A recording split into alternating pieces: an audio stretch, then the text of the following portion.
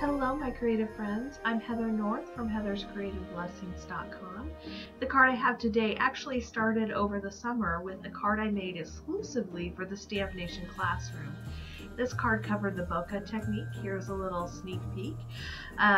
If you are a StampNation member, I'll put a link to that classroom. It's inspired by bokeh. If you are not a StampNation member, then I'll also have a link you can click on to find out more about StampNation. And I get credit if you click on that link. So thank you. Here's just a little snippet from that class.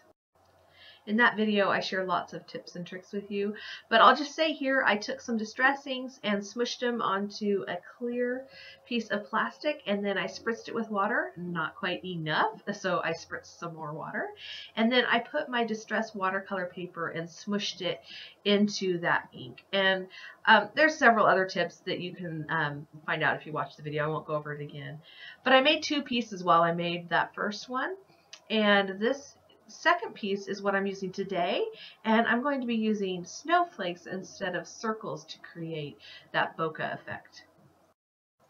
You can use any snowflakes that you have in your stash. Just make sure that you have different sizes of snowflakes. I have here Snowflake Soiree from Stampin' Up, Vintage Snowflakes from the Crafts Meow, and Alpine Christmas from Waltzing Mouse Stamps. And I'm just loading them up on my clear block.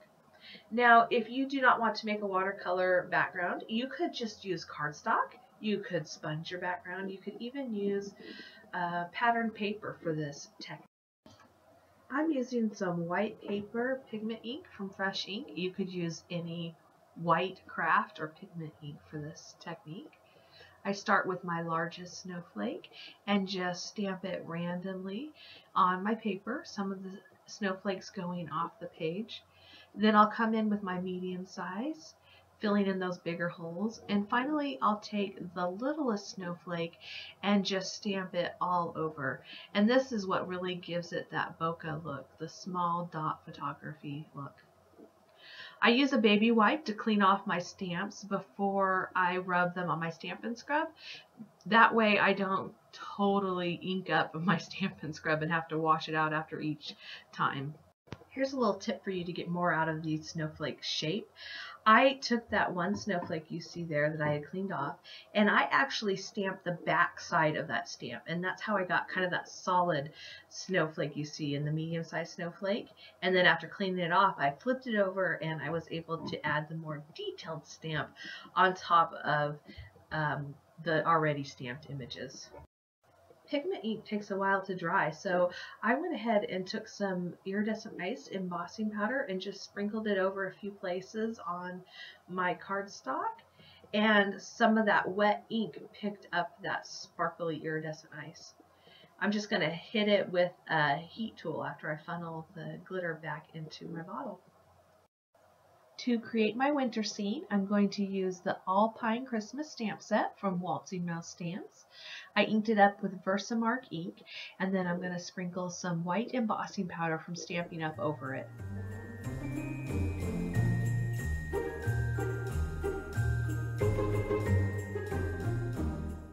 My sentiment also comes from that Alpine Christmas set. I'm going to do the same thing, ink it up with Versamark, line it up where I want it to go, sprinkle it with embossing powder, and then I'll heat set the entire thing with my heat tool.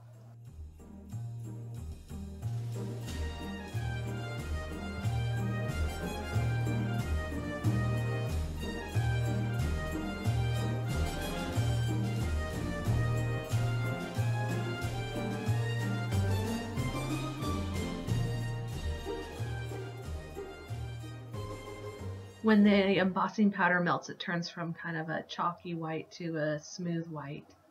I have here some stitched rectangles from Little Inker Designs, and I'm just pulling them out and testing them to see which size I want to use, and then I will run it through my Big Shot.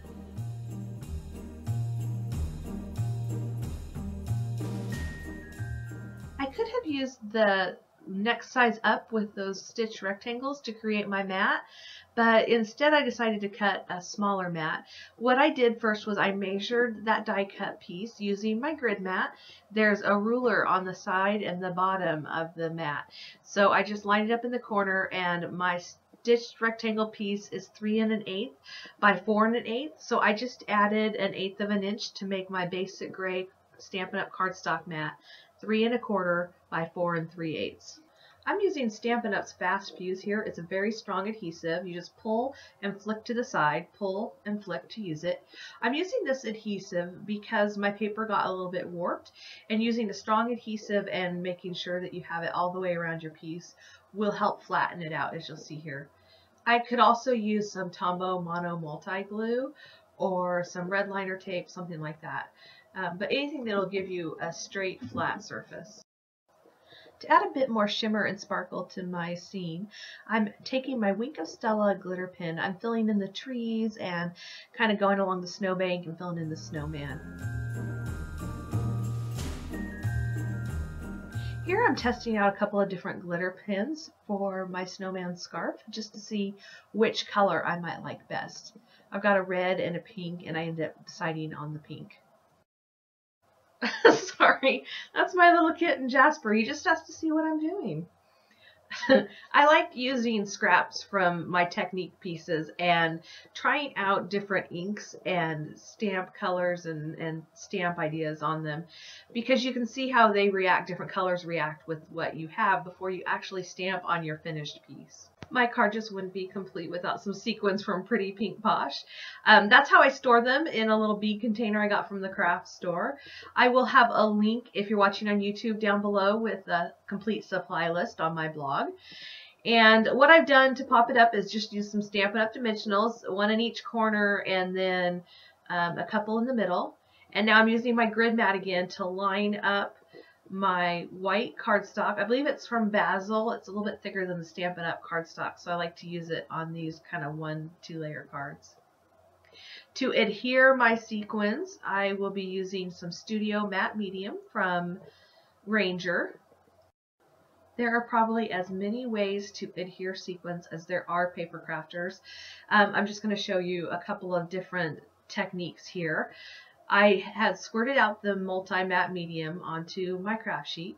I'm using a pick-me-up stick that has kind of lost its adhesive. I will fix it in just a second here, but the other technique you can use is to pick up your pieces with tweezers, or you could just use your finger to pick up your sequins. Whatever works best for you is the best way.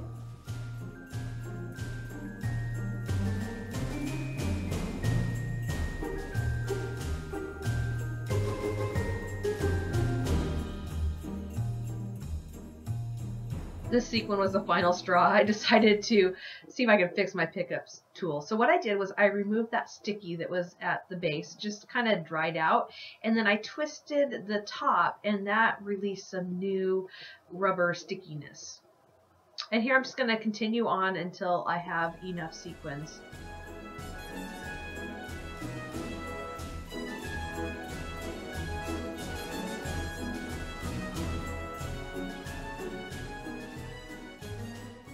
I may have gone just a bit overboard, but can you really have too many sequins? Maybe. But I did try and keep them into kind of a triangle shape. That's my finished card. If you liked my card, please click the like button if you're on YouTube. And if you'd like to see more videos from me, be sure and subscribe. If you're on my blog, you can also subscribe to me by email. And when a new post goes up, you'll get a notice in your inbox. I hope you find some time today to get a little bit creative. Thank you for joining me. Bye.